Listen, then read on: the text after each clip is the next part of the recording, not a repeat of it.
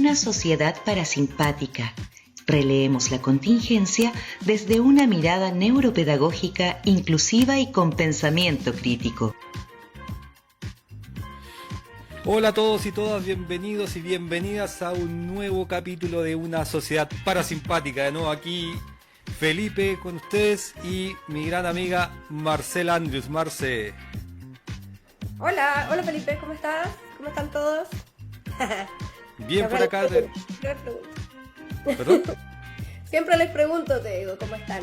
Es que, por supuesto, tenemos que estar bien, con ánimo, con ganas. Se acerca fin de año, vienen elecciones, viene Navidad, viene Halloween, viene un montón de cosas pasando por esto. Sí, están locos esperando el fin de mes. O sea, yo creo que es el mes del año que más los entusiasma y el que más esperan. Sí. Bueno, sí. Todos hemos aprendido a disfrazarnos con el tiempo, ahora además lo hicimos una moda fiesta. Sí. Oye, se acerca también la Teletón, viene a fines de noviembre, entre medio probablemente de elecciones una vez más. Me acuerdo hace muchos años cuando la Teletón no participaba, no se hacía en tiempos de elecciones, para no politizarla, y finalmente ha funcionado bien. ¿Verdad? Y hace un par de años ya por necesidades de financiamiento se está haciendo. Y la verdad que no ha generado mayor impacto, nadie ha tenido la osadía de intentar politizarlo. Si lo ha hecho no ha resultado, afortunadamente, y se ha mantenido fuera de los cánones político-partidistas, por decirlo, o eleccionarios, porque sí la Teletón tiene una connotación política. Y menciono la Teletón acá porque hoy día nuestro capítulo vamos a hablar de inclusión. Inclusión que... Me encanta, te digo, estaba esperando este tema. Ah, perfecto, sí. O sea, gran tema. Inclusión porque, bueno, no somos ajenos, ¿cierto?, a la realidad internacional, ¿cierto?, de mayor justicia social, ¿cierto?, que lo vamos a conversar, y todo eso que va en torno a aceptarnos, ¿cierto?, que va a mezclarnos, a aprender desde las diferencias y construir sociedad desde las diferencias, con esas diferencias y no aparte de esas diferencias. Y Chile como tal no ha estado exento de esto, y desde hace ya varios años que venimos hablando de inclusión como tal, con varias leyes. Tenemos leyes de inclusión por discapacidad, laborales, escolares, no discriminatorias, por neurodivergencia, etcétera.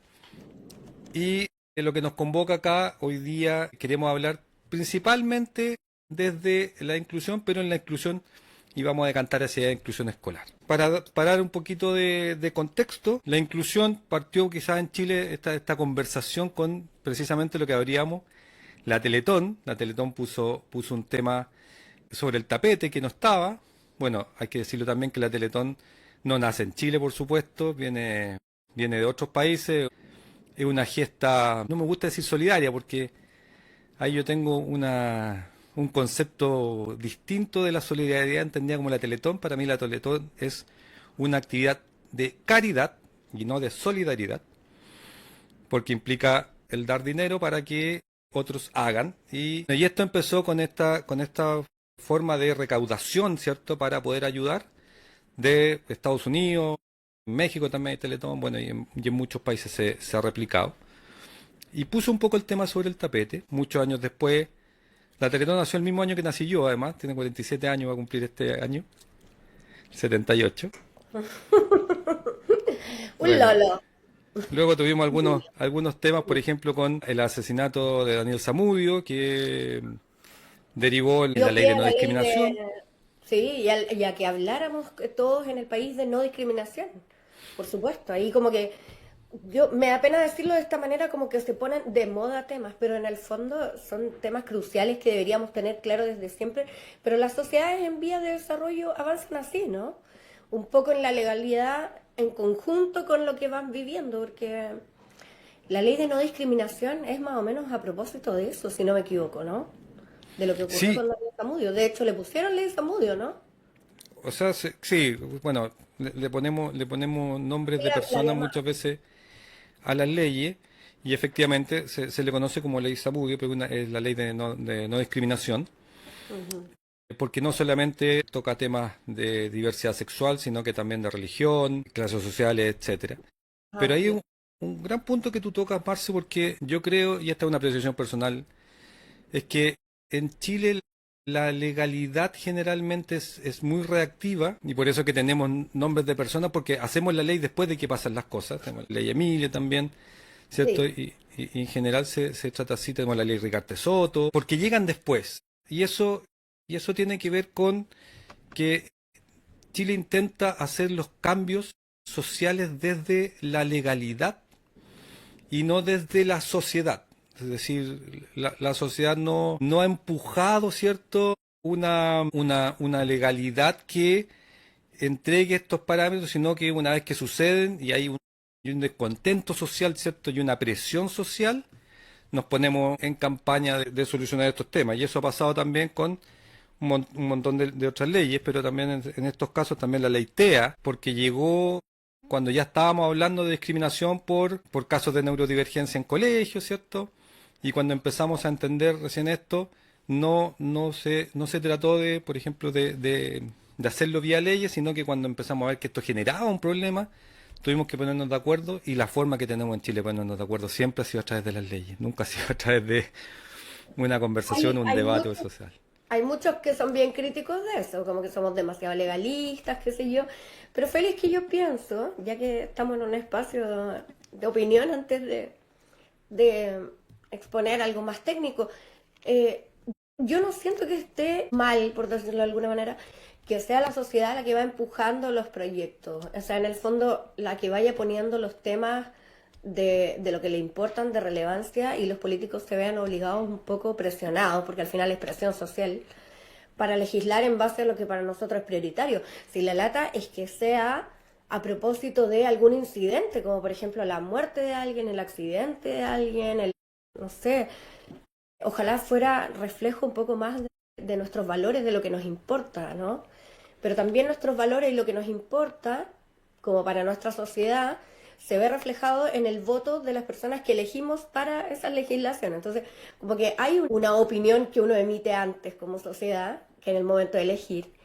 Y aquí vuelvo a recordar tu columna Mm. cuando decían los que votan nulo o blanco, para mí son como dolor de estómago, porque es como, ¿en serio estás dejando a criterio de una mayoría o de otras personas que pueden pensar distinto a ti tu elección? Te estás lavando tanto las manos como para no elegir a nadie. No hay nadie que a lo mejor te guste demasiado, ok. Pero en serio no hay ninguna responsabilidad de tu parte sobre las cosas que pasan. Entonces, ahí hay un punto, pienso yo, cuando uno elige a su Sí, representante, en esta democracia al menos, y después está lo que con la movilización y con las campañas levantadas desde ciertos grupos, como pasó con la ley de autismo, que lo vayan empujando y poniendo en la agenda.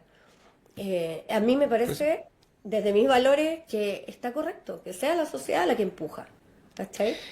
Pero de que mira, somos una eh, sociedad legalista, te lo puedo eh, creer, porque sí, po. O sea, es, antes de que hubiera ley, ¿por qué no respetamos antes de que sea ley? es un gran tema, ¿no? Si la sociedad es la que empuja finalmente. El punto es cuándo la empuja. Y ahí me detengo en el punto uno, el primer punto que tú estabas tocando de, de cuando entregamos ese poder. Y ahí me acordé del señor Bachelet a cargo. ¿Te acuerdas que se Claro, puso? Porque sí, eso, es verdad. eso denota que Ah, nosotros sí, entregamos y delegamos en otros cuando tenemos un mal sentido, creo yo, de sociedad. No sé si malos, no le quiero dar un juicio de valor. ya, Para mí no es lo ideal, no es lo óptimo ya, que me ya. gustaría, pero somos así y hay que entenderlo desde esa perspectiva, en que nosotros cuando votamos entregamos no solamente el poder de decidir, sino también de hacer, y votamos y nos olvidamos y lo dejamos afuera hasta que pasa algo como tú dices y ahí empujamos con más fuerza los cambios. Entonces somos una sociedad bastante reactiva, lo hemos sido siempre, y Sí. ahí quiero plantearte un tema para continuar con este entretenido debate, que es, cuando nosotros entregamos esto, ¿cierto? Es porque en general las sociedades son muy conservadoras, Chile es muy conservadora en ese sentido, creo yo, y nos gusta este status quo, y ese status quo hacia atrás, si lo vemos en Chile, no ha sido de inclusión. Nosotros no tenemos un Chile que haya sido de juntarnos, no ha sido un Chile que haya sido de en conjunto, incluso la primera Junta Nacional de Gobierno, todo el movimiento independentista fue muy desde la élite, fue desde los chilenos que ya habían nacido en Chile, ¿cierto? Pero que querían autorregularse ellos mismos más que un sentido patrio como tal.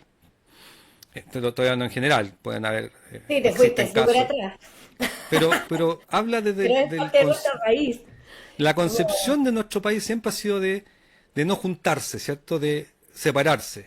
El otro día caminábamos con mi hija por Santiago Centro y veíamos casas maravillosas y claro, porque Santiago Centro, en ciertos momentos, por ejemplo, el barrio República, era un barrio de muy alta alcurnia hace muchos años, pero cuando empezó a llegar gente del pueblo alrededor, esa gente se empezó a mover y se empezó a ir hacia Providencia, y después se empezó a ir a Las Condes, y después se empezó a ir a la Dehesa, y después se fue a Lo Curro, y después se fue a Chicureo, y así se fue moviendo la gente, y nos Sí, vamos como separando siempre, arrancando, ¿cierto?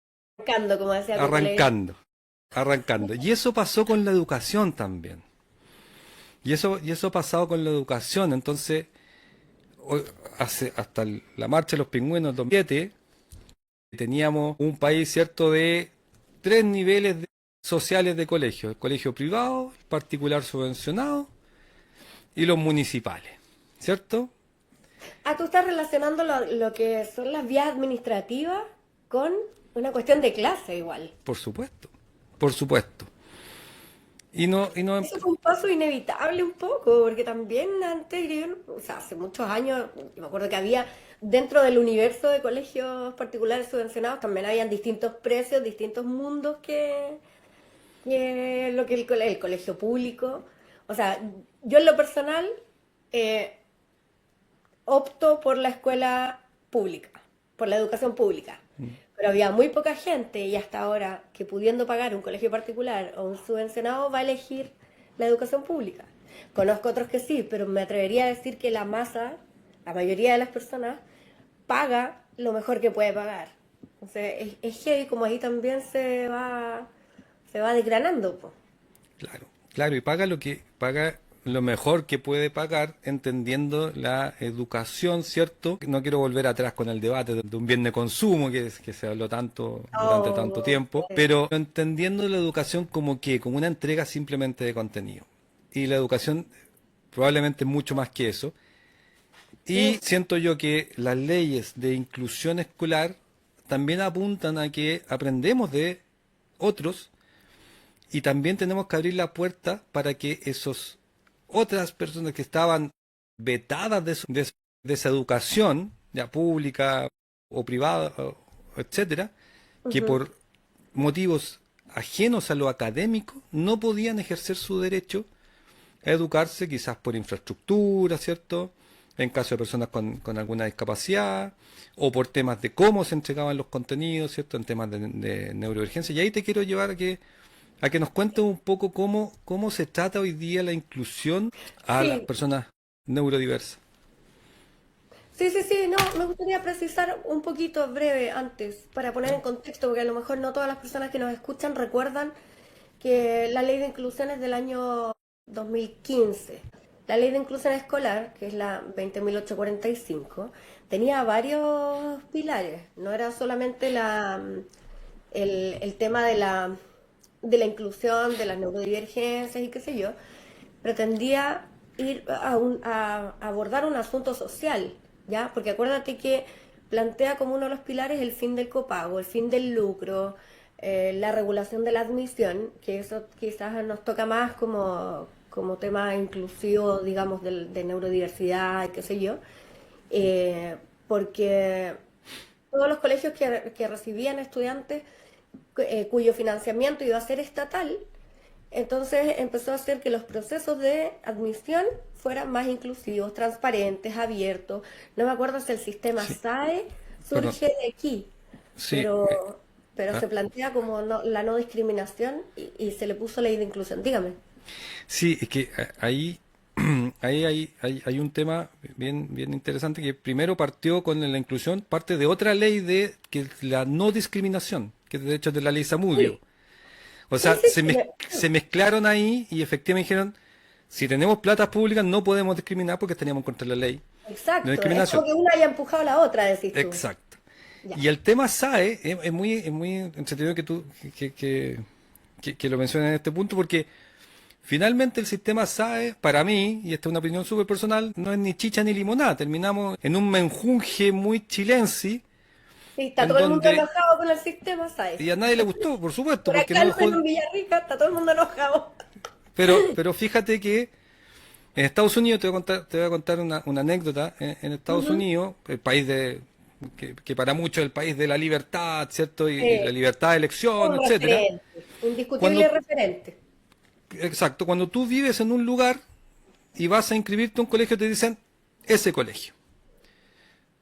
No, es que yo quiero el colegio de no, si es público, a usted le toca este colegio. No hay posibilidad de elección. No hay libertad de elección. Si tú quieres elegir, puedes pagar un colegio, por supuesto.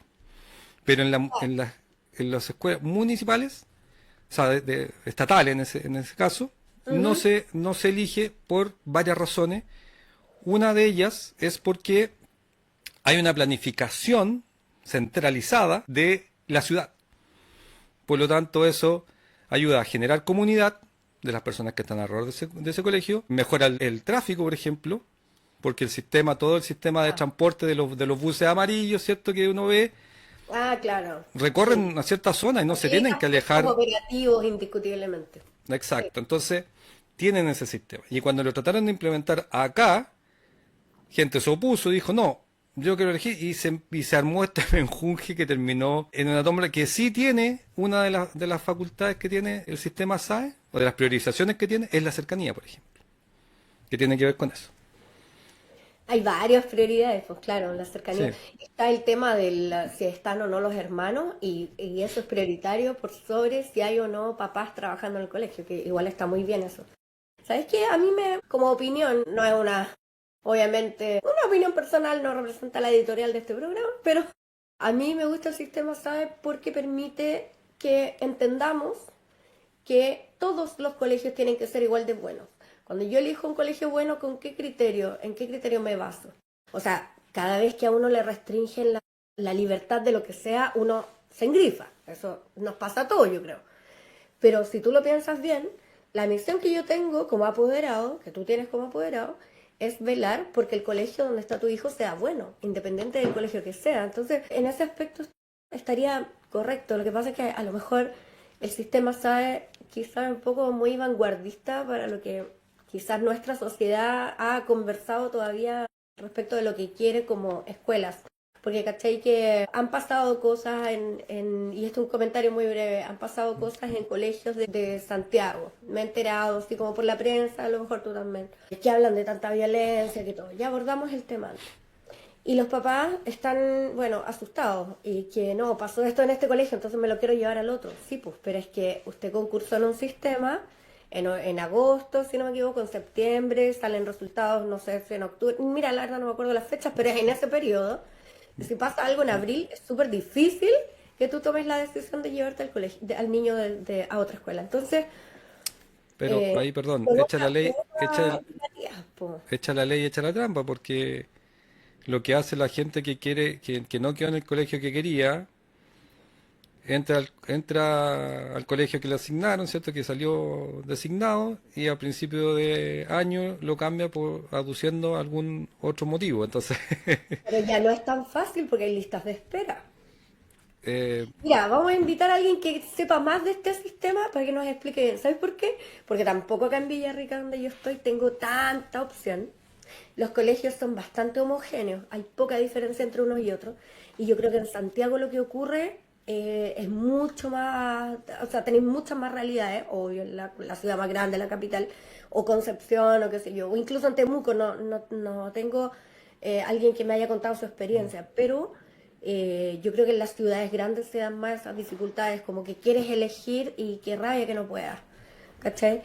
Y en esa oportunidad que se estaba discutiendo ese sistema, yo me acuerdo haber leído en alguna parte, no me acuerdo si era Twitter, pero era como una red social, muchas opiniones respecto de que había mucha gente de otras comunas que se trasladaba a las comunas de Santiago, porque claro, los puntajes del CIMSS, los colegios de excelencia, están la gran mayoría, Providencia, Ñuñoa, Santiago, entonces, ¿cómo te iban Si tú quieres que tus hijos, finalmente el estudio es sinónimo de movilidad social, ¿cómo no vas a poder elegir sacarlos del barrio donde a ti no te gusta vivir, por ejemplo, o donde tú no quieres que ellos estudien porque X Es que esa cosas? es O la sea, forma. la libertad de elegir es algo que tenemos súper arraigado, po. Cuando te decía eche la ley, eche la trampa, una de las formas es cambiarse de casa.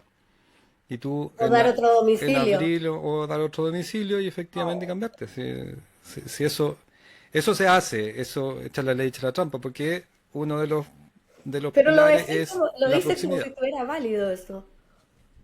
Es, Es no. porque tampoco puedes negarle la matrícula a un niño, obviamente porque se cambió de casa y el colegio No. que está ya le queda muy lejos. Es totalmente atendible en ese sentido. Ya, Oye, avanzamos. Marce, ya, pero en esta ley de inclusión, esto generó un montón de cambios para los profesores en el aula. Eso Sí, me sí, gustaría desde contigo. luego. ¿Qué podemos, cuál es tu experiencia ahí? ¿Qué nos puedes decir de eso? Bueno, ¿qué te puedo contar? Ok. Am, Antiguamente existía, no hablando de lo administrativo, sino de lo que es aprendizaje netamente, estaban las escuelas especiales. Bueno, todavía existen, obviamente. Pero la escuela especial era lo que, a donde se derivaba a los niños. Los mismos profesores aconsejaban a los papás, no sabe que llévelo a una escuela especial. O las escuelas de lenguaje que todavía existen. Y así, hay escuelas para ciegos, qué sé yo. Pero la idea es que si vamos a hablar de inclusión social en un futuro y partimos por la educación, la inclusión sea efectivamente que el aula sea un reflejo de la sociedad que nuestros niños van a vivir el día de mañana. Es decir, todos nosotros aprender a convivir con todos los tipos de personas, tipos de dificultades o tipos de habilidades, tipos de capacidades diferentes, llámese como lo quiera cada uno decir. Para mí, en lo personal como profe, todos mis alumnos tenían necesidades y no me lo pueden negar. Lo que pasa es que algunos tenían necesidades de tipo cognitivo, otros tenían necesidades de tipo afectivo y otras necesidades de otras razones, ¿no? En relación con no sé, pues con sus historias, con el apego, con los estilos, que ya no existen los estilos de aprendizaje, pero hay personalidades que ellos van formando desde más pequeños por su temperamento. Entonces al final todos los niños son neurodiversos y a mí de hecho me gustó irme por esta área de estudio porque esta forma de comprensión del aula siento que es la más honesta, siento que es la más... No es que otras personas estén equivocadas cuando dicen, no, pero es que no puedo tener autistas en mi sala porque yo me formé como profesor para aula regular y Me no está manejo. sonando el rector de Limba. Claro, no, nunca tanto. Nunca tuve una colega que hablara mal de sus alumnos, pero sí que se viera sobrepasada o sobrepasado. Entonces, era atendible también ese tema. El rector del Sí, INBA. Me lo pusiste en la memoria y algo inmediatamente me dolió. sí, va a recordar el Sí. rector de Limba que se refirió pésimo a las personas neurodivergentes que estaban en su colegio porque No lo eh, repitamos, por favor. le hacían, entre comillas, perder el tiempo o recursos. Pero es súper, pero Bajar el nivel. Bajar el el nivel del nivel, colegio. claro. El Le bajaban el prestigio nivel del colegio emblemático. del instituto. Sí. Oye, pero desde Es ese difícil, aspecto, po. Es difícil para los profes, eso es real. Y la claro, inclusión por lo mismo se está dando en el modelo del equipo PIE, que más que inclusión me parece que es integración, pero te puedo comentar un poco cómo funciona. Dime, me vas a preguntar algo. no, Dime. precisamente eso, porque esto la inclusión obviamente requiere recursos, no solamente monetarios, ¿cierto?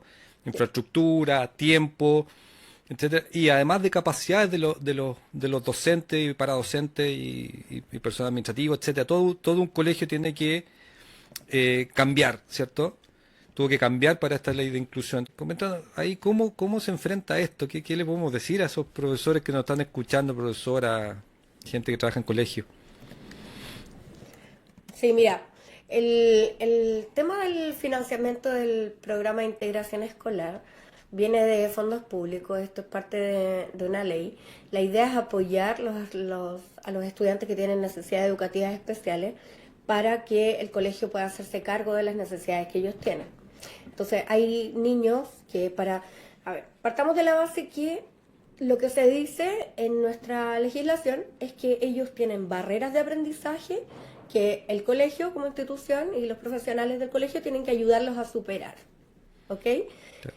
Y el equipo PIE es un equipo que conforma la escuela que generalmente, no siempre, pero generalmente está a cargo de una educadora o educador diferencial y participan fonoaudiólogos, participan terapeutas ocupacionales que están contratados en el colegio o no, o que se les paga por hora, también psicólogos, otros psicopedagogos que atiendan a los distintos cursos distribuidos en un sistema de horarios tal que eso les permita evaluar, diagnosticar, en algunos casos, no todos diagnostican, ¿no? Pero hay evaluaciones de diagnóstico que los profesionales que están registrados en el ministerio pueden aplicarlas como evaluación. Y estos antecedentes de los niños se suben a un sitio web y en base a eso, del Mineduc, en base a eso les llega la subvención. ¿Ok? Y es una subvención que es distinta a la del alumno regular porque se entiende que hay que contratar este personal y también tener los recursos de aprendizaje, digamos, material didáctico distinto, por ejemplo, braille, si es un niño ciego, niña ciega. Entonces, y así sucesivamente. El punto es que pienso que esto se dio como una explosión de estudiantes de necesidades educativas especiales de manera permanente, porque no es lo mismo una necesidad transitoria que una permanente. Estas necesidades educativas que son permanentes, que requieren contratación de personal, infraestructura diferente, de repente salas de contención, qué sé yo, que tenés que de repente intervenir las instalaciones, pasarelas, pasamanos y pasillos especiales y qué sé yo. Entonces, todo esto fue una iniciativa que me parece que es lo que corresponde, porque efectivamente es más costoso, pero se vio como una explosión de niños con necesidades especiales que llegaron a las escuelas y que los profesores jefes de aula no tuvieron cómo abordarlo. Los otros profesionales del equipo PIE muchas veces sacan a los estudiantes de la sala porque tienen que trabajar con ellos en otra instancia o en otros lugares, tratando de igual seguir el currículum del aula regular. Sin embargo, el problema es que ahí uno dice, bueno, ¿está incluido realmente en el curso o lo están simplemente integrando en el colegio? Y cuando tú planteas las barreras de aprendizaje como una dificultad del niño, ahí es donde a mí me hace mucho ruido. Porque la inclusión verdaderamente implica pensar en que todos nuestros alumnos tienen derecho a aprender. Todos tienen Sí, derecho a que nosotros tomemos en cuenta su necesidad y nosotros como colegio tenemos barreras. sí, la Nosotros como inclusión, colegio tenemos de, barreras para que ellos aprendan y tenemos que bajar nuestras barreras.